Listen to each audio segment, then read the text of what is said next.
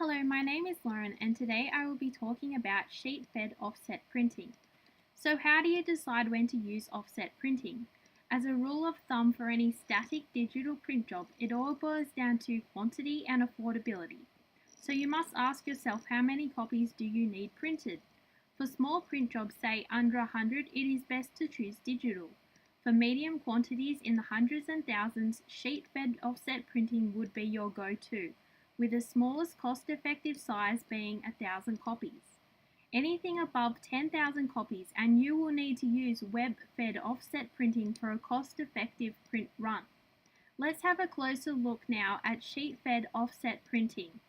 This type of printing has actually been around for hundreds of years.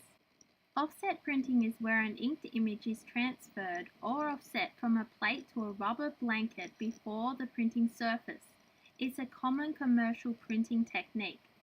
The main advantage of offset printing is the quality end product, as it is able to print at a higher DPI, giving you sharper images, and it has better control on color. Unlike digital, you won't get streaks and tones. Offset printing is suitable for business cards, flyers, catalogs, brochures, magazines, books, posters, the list goes on and on. Now I'm going to explain how you would set up a file for offset printing. This example is based on my local print supplier. You may need to contact yours. I'm using Illustrator, but InDesign is acceptable also. If you are importing images from Photoshop, ensure that they are in the correct color mode, which is CMYK, and that they are 300 dpi. When setting up a new document in Illustrator, it should be the correct size of your finished artwork. The color mode is CMYK. Next, you need to set up your bleed area and safety zone. You can set up your bleed in InDesign when setting up your new document. I'm using an older version of Illustrator, so I'm just going to use the rectangle tool for both. The bleed for offset printing needs to be 3 mm larger on every side. The safety zone should be 3 mm less on every side. Now you have two rectangles, you should align them vertically and horizontally to the artboard. Your artwork should extend to the outer rectangle, also known as the bleed. The inner rectangle is used as a guide for your text. Notice how all of my text sits inside. After you have finished designing your artwork, you can delete the safety zone rectangle, otherwise it will be printed. My local print shop does not require outlines for text, so I won't be doing this. You need to export your file as a PDF for the printer. When saving your PDF, ensure you select bleed and choose the same measurements you added to your original document size.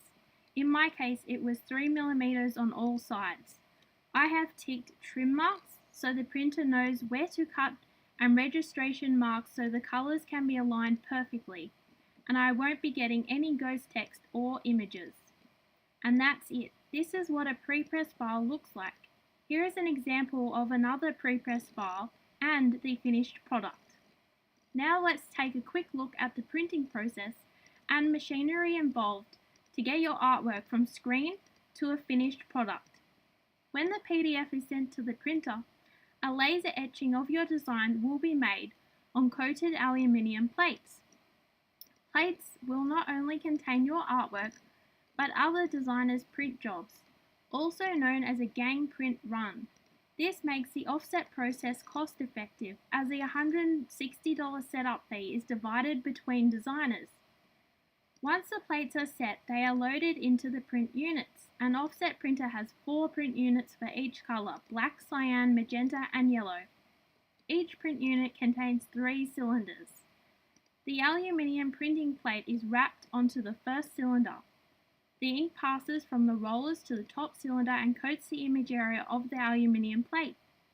The inks used are modern vegetable oil-based printing inks that are environmentally sustainable, unlike the mineral oils found in traditional inks. Once the image is inked, it is then offset onto the middle cylinder known as a blanket.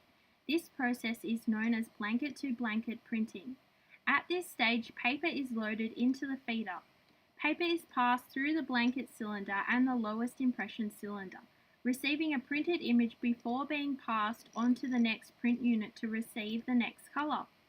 The 4-color printed image builds on the paper as it is fed through the print units. After the paper has travelled through each of the units, it is piled at the end of the press with a thin layer of powder. There is actually one more print unit involved in the offset printing process, which is used to apply individual spot colours, fragrances, or varnishes. Once the paper is dry, it is ready to be folded, collated, bound, and/or guillotined. Thank you for your time.